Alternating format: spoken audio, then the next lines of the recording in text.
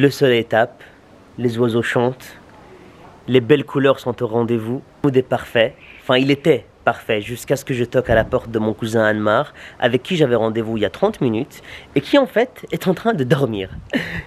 Mais est-ce que le sourire va disparaître du visage de Louis? Non. Pourquoi? Parce que French, Louis fait des vlogs. Bonjour. Bonjour. Ça va? Bonjour. Tu vas bien, Anmar? Ah oui, ça va, ça va. Merci beaucoup.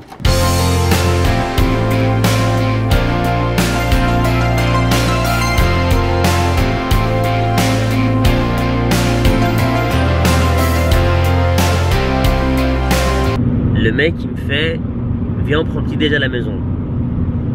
Moi, je sais déjà ce qui va se passer, tu vois. Je lui dis non, non, viens, on va manger à l'extérieur. Il me dit non, non, je vais faire à manger. Il ouvre le frigo, déjà il se perd un peu, tu vois. Il sort quelques trucs, puis il va chercher les assiettes. Toutes les assiettes sont sales. Il regarde les assiettes le regardent. Et là, il me fait, ouais, on va manger à l'extérieur, oui, oui, oui. Mais je nous connais. Nous, dans la cuisine, on sait rien faire. Et nous sommes arrivés à Rotterdam. On commence avec des bonnes crêpes à la hollandaise. Ça fait 2 heures, je lui dis, mais on a que des malls à Dubaï, j'en ai marre des malls. Il me dit, non, si, genre, je vais te montrer un mall qui est différent. Un mall, c'est un mall. Il faut savoir une chose, c'est que Anmar et moi, c'est pas une vraie relation d'amitié, tu vois. Aujourd'hui, c'est son seul jour de congé et il devait se reposer. Mais il sait que j'ai un bon appareil photo. Donc il m'a dit, ah, viens, on va au centre, je vais te montrer Rotterdam et tout. Mais moi, je sais que c'est un mytho. Tout ce qu'il veut, c'est des photos. Et moi, comme j'ai pas de voiture et j'ai personne avec qui sortir, je me suis dit, ah, tiens, on va à Rotterdam. Comme ça, je filme un vlog, tu vois. Gaga, il va me sortir mon profil pour me montrer une de mes photos et il veut que je fasse la même. J'ai senti que mon cousin, il savait pas où il marchait. Donc j'ai sorti une adresse vite fait sur Google Maps et je suis arrivé dans ce beau petit parc. Voilà, le touriste qui connaît mieux le pays que le gars qui y habite. Elbas el Kabbous. Eh. Eh. Baou Ali. Vidéo.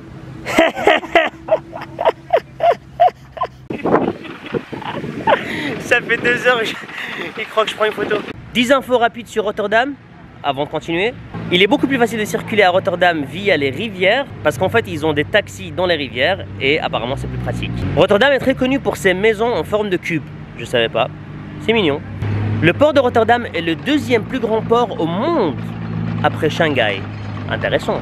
Les gens de Rotterdam, ils aiment beaucoup donner des surnoms aux endroits. Donc s'il y a un endroit, il a un nom officiel, ils vont le changer. Donc par exemple, le centre-ville de Rotterdam, ils l'appellent la Gouttière.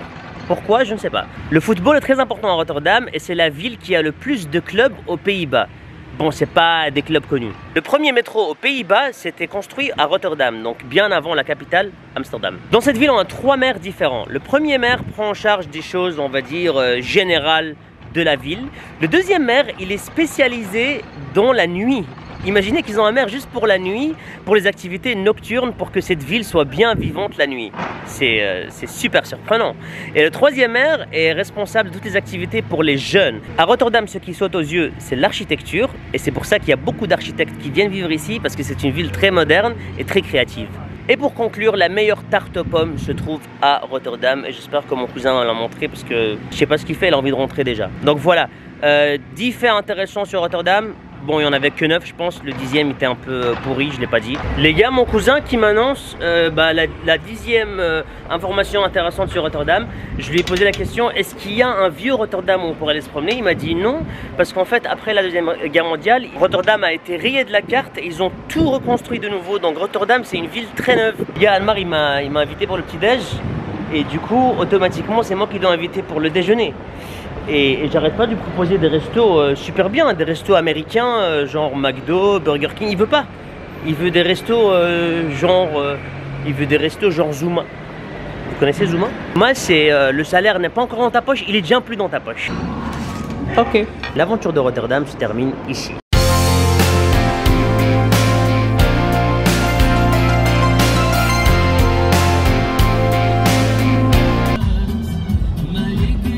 Première fois que je vois un camion renversé, waouh!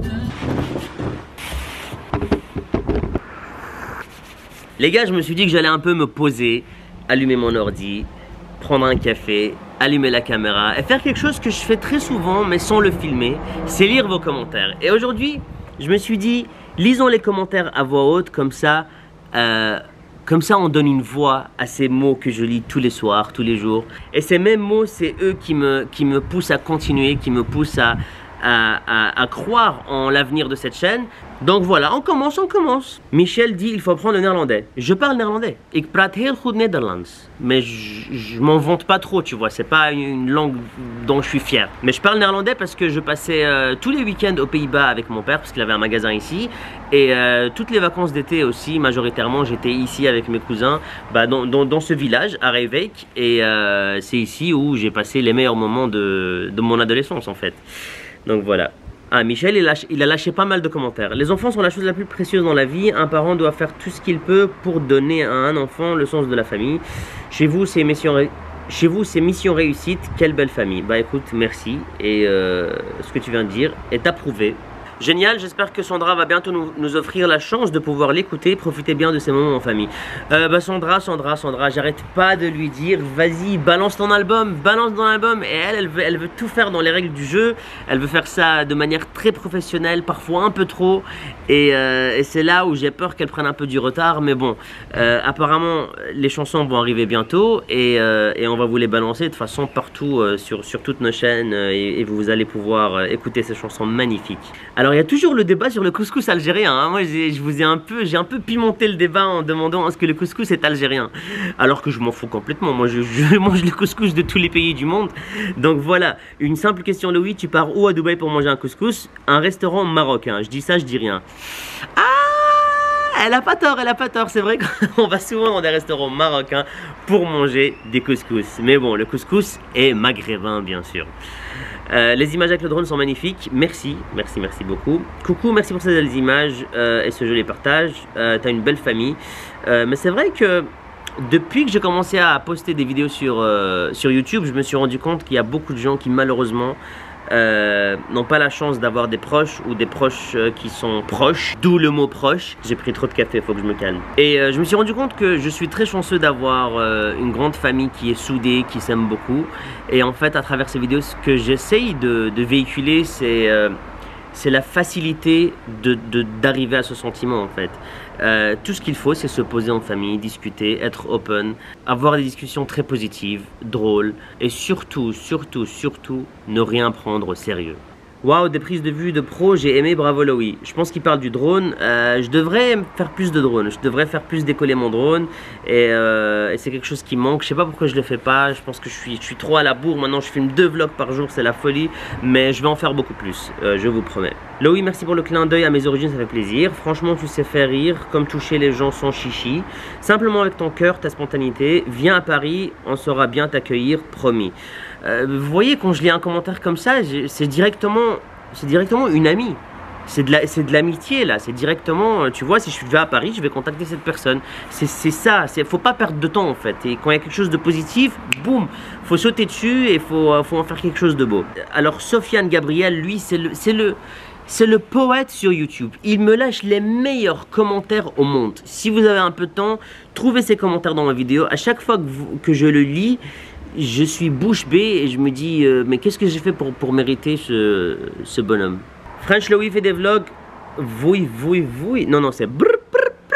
La visseuse pour déballer le papier bulle, j'en peux plus. Ouais, j'avoue. Mais je vous dis, il n'y a que les Arabes pour faire ça. En fait, on a laissé Hassan 5 minutes pour fixer un truc dans le mur. Et il a fait que des conneries. Et on a dû très vite se rattraper pour que la maison ne brûle pas, ne casse pas, n'explose pas. Il faut qu'ils font télé-réalité sur vous, les gars. Il faut qu'ils font du verbe fondre, en fait. Il faut qu'ils font télé-réalité toute seule, elle est même pas dans la phrase, tu vois. Sur vous les gars, ça marche. Pas besoin d'un réalisateur et d'une chaîne pour nous dire ce qu'on doit dire. On est juste au naturel et c'est ça la vraie télé-réalité. Et le Loïc, la patate en question est une spécialité turque qu'on appelle le kumpir. Ah bon? Bah très intéressant, je ne savais pas. Loïc, revenu de vacances et ultra motivé, sans trop savoir par où commencer pour la première fois de ma vie. Tes paroles font du bien, tu t'adresses à ton auditoire avec tant de bienveillance. J'ai déjà écouté les vidéos qui ont suivi. Celle-ci date déjà un peu, mais je suis tombé dessus. Je binge simultanément vos chaînes à tous les 3. Je vous embrasse tous. Big hug from Montréal. Waouh, très mignon. Chaîne à tous, j'imagine, moi, Amel et Sandra. Bah écoute, ça nous fait plaisir. Nous, ce trio, il est très important pour nous parce que déjà, on s'amuse bien ensemble et le bonus c'est qu'on est tous les trois youtubeurs et qu'on a cette capacité à pouvoir produire du contenu pour vous, et si vous aimez, bah tant mieux. Merci pour cette leçon de vie, Louis. Le partage de son expérience à la fin du vlog, c'est très enrichissant pour la jeunesse. Mais c'est pas, je donne pas de leçon de vie en fait. Je parle de ma vie en général et si elle peut vous toucher d'une manière positive, tant mieux. Mais je pense que moi j'ai encore beaucoup plus à apprendre et je n'estime pas avoir acquis toute l'expérience de la vie. De toute façon, c'est impossible à acquérir. On en apprend jusqu'au dernier jour. Et n'hésitez pas, vous aussi, à écrire vos expériences personnelles. Peut-être qu'on peut en apprendre, peut-être qu'on pourrait utiliser cette plateforme pour s'enrichir tous les uns des autres. Tout ce que j'ai retenu de cette vidéo, c'est la beauté de cette maison. Ouais, j'avoue que cette maison, elle est super belle, vraiment super belle. Regarde, ça c'est la maison de mon cousin Hassan. Il a taffé toute sa vie pour l'acheter et en fait c'était son rêve depuis qu'il était gosse. À chaque fois qu'il passait dans cette rue, c'était de dire je vais acheter la maison blanche et dès qu'il était très jeune hein, et là il est devenu dentiste et il l'a acheté et voilà. Très belle histoire qui m'a motivé quand je l'ai entendu et qui devrait motiver tous les jeunes d'aujourd'hui. L'Algérie vous attend, Louis, ça fait un grand plaisir de te voir en Algérie.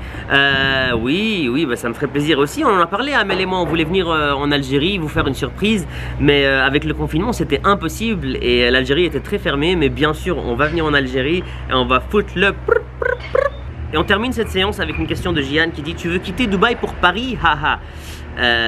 Comme si c'était une blague. Eh bien, c'est vrai qu'il y a beaucoup de gens qui vont être étonnés de savoir que j'aimerais quitter Dubaï, vu que maintenant tous les Français veulent aller à Dubaï. Il faut savoir que Dubaï, j'y suis depuis 8 ans et voilà, j'ai besoin d'un nouveau challenge, que ce soit Paris ou ailleurs. De toute façon, moi je voulais aller à Los Angeles, mais avec les derniers mois, quand j'ai vu ce qui se passe aux États-Unis et la façon dans laquelle le gouvernement gère le pays, non merci. J'ai besoin de stabilité, j'ai besoin de positivité, j'ai besoin d'une ville qui bouge, mais qui bouge correctement et qui se dirige là où il faut. Je pense que Paris c'est un grand challenge, mais c'est une ville qui a vu naître beaucoup d'artistes, beaucoup de gens dans les médias et c'est quelque chose qui m'a toujours fasciné. Moi, tout le contenu que je regarde sur YouTube, c'est pas des vidéos arabes, c'est pas des vidéos anglaises, américaines, c'est des vidéos vraiment purement françaises. Moi je regarde des rediffusions de On n'est pas couché avec Laurent Ruquier, mais je regarde ça pendant 2 heures, 3 heures et on parle de philo, on parle de politique alors que j'habite même pas en France et j'ai un très grand attachement pour la France et spécifiquement pour Paris. Et depuis quelques mois, j'ai un attachement à vous les gars, je vous aime, je vous kiffe, c'est un réel plaisir de faire ça. Dites-moi si ça vous a intéressé que je lise vos commentaires à voix haute. Vraiment désolé, j'ai pas pu continuer un vlog en totalité parce que quand je viens aux Pays-Bas, j'arrive pas à filmer comme je le veux parce que on passe beaucoup de temps à la maison avec la famille et parfois c'est pas intéressant à filmer ou parfois c'est un peu trop intime. On a envie de discuter, on a envie d'être à notre aise et il faut pas oublier que ma famille c'est pas tous des youtubeurs, donc j'ai pas trop envie de mettre la caméra devant leur face. Donc voilà. Désolé si ce vlog n'a pas été full dynamique, mais il y a eu du cœur, il y a eu des informations, il y a eu une petite balade au début et voilà. Je vous dis à demain.